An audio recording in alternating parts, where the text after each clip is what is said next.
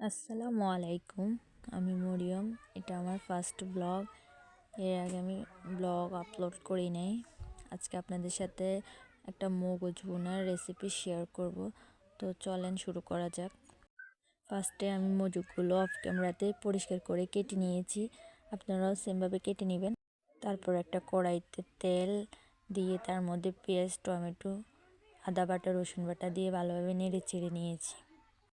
কিছুক্ষণ কষানোর পর আমরা এটাতে মরিচ গুঁড়ো দিব, হলুদ গুঁড়ো দিব পরিমাণ মতো, তারপরে ধনিয়া গুঁড়ো, জিরা গুঁড়ো দিয়ে এটাকে ভালোভাবে নেড়ে ছেড়ে নিতে হবে। অনেকক্ষণ কষিয়ে নিতে হবে ভালো করে, যাতে মশলার গন্ধগুলো চলে যায়।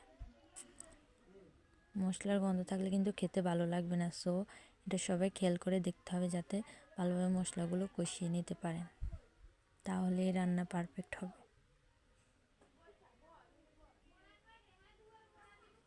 তারপরে ধুয়ে রাখা মজুগুলো আমরা এটাতে ঢেলে দিব। ভালোভাবে নেড়ে চেড়ে মশলার সাথে মজুগুলোকে মিশিয়ে নিতে হবে। আর হ্যাঁ, অবশ্যই পরিমাণ মতো লবণ দিতে হবে। লবণ দেওয়ার সময় আমি রেকর্ড করতে পারি নাই, তো আপনারা অবশ্যই মনে করে পরিমাণ মতো ভালো করে লবণ দিয়ে নেবেন।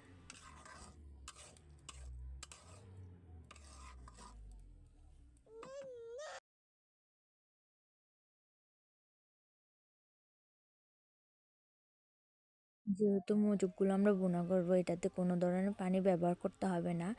মজুগ থেকে যে পানিগুলো বের হবে ওটার মধ্যে এটা রান্না কমপ্লিট হয়ে যাবে। সো আস্তে আস্তে নাড়তে নাড়তে এটার মধ্যে থেকে অনেকগুলো পানি বের হয়ে যাবে। ওই ওই পানিতে আমরা এই রান্নাটা শেষ করব। অনেকক্ষণ নাড়াচাড়ার পর এটাকে ঢাকনা দিয়ে কিছুক্ষণ রেখে দিতে হবে। তারপর এটার মধ্যে আমরা কাঁচামরিচ কুচি দিব, দিয়ে ভালোভাবে এটাকে নেড়ে চেড়ে নিতে হবে।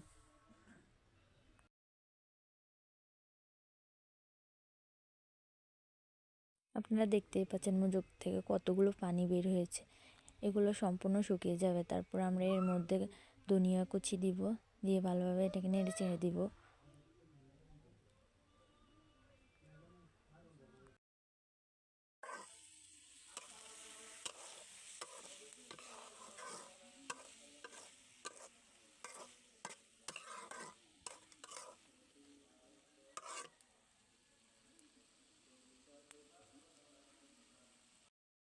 এই তো ফাইনালি রেডি আমাদের মগজ বোনাগুলো।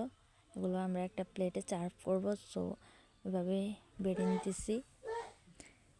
দেখতে কত সুন্দর কালার এসেছে, দেখতেই পাচ্ছেন আপনারা।